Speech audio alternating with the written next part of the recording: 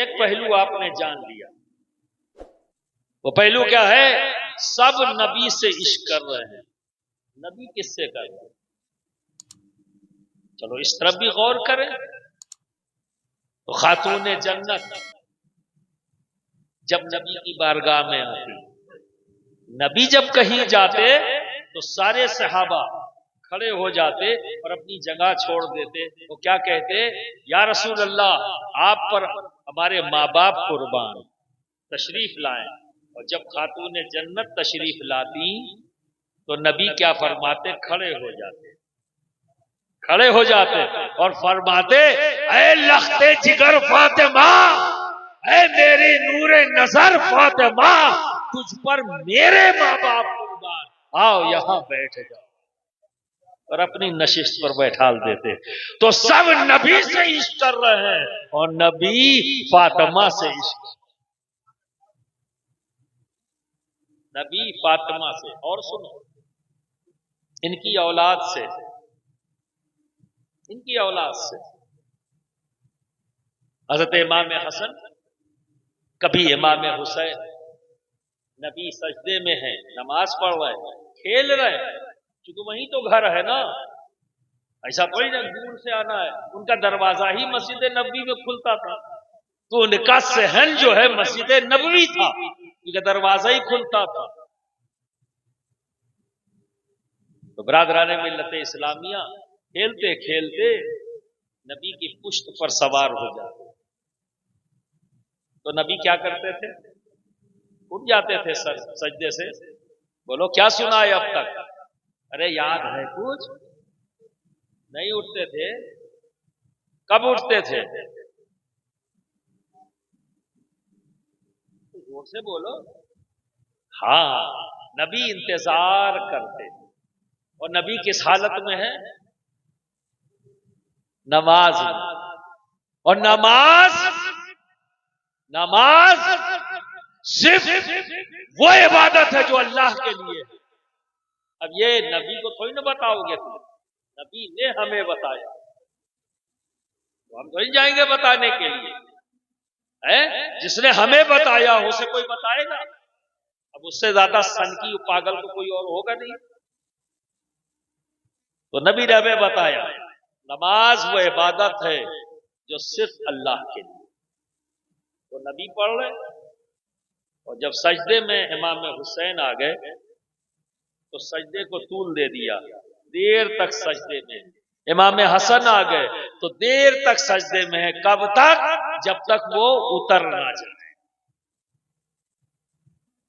तो ख्याल किसका है? अपने अमल से लिमिट बता दी। ख्याल किसका है? हसन हुसैन, हसनैन करीम है। और सुनो, रिवायत ये भी है कि सरकार दो आलम सल्लल्लाहु अलैहि वसल्लम की एक और बेटी है जिनके बेटे का नाम अली। तो एक बार वो भी खेलते खेलते सरकार दो आलम सल्लल्लाहु अलैहि वसल्लम की पुश्त पर आ गए। तो सहाबा को पता था, हसनैन करीमैन को देखते ही रहते थे, तो वो भी समझा कि अब सरकार देर तक सजदे में रहेंगे, पर ऐसा ना हुआ। सरकार ने अपने पुश्त से उतारकर बगल में खड़ा कर दिया।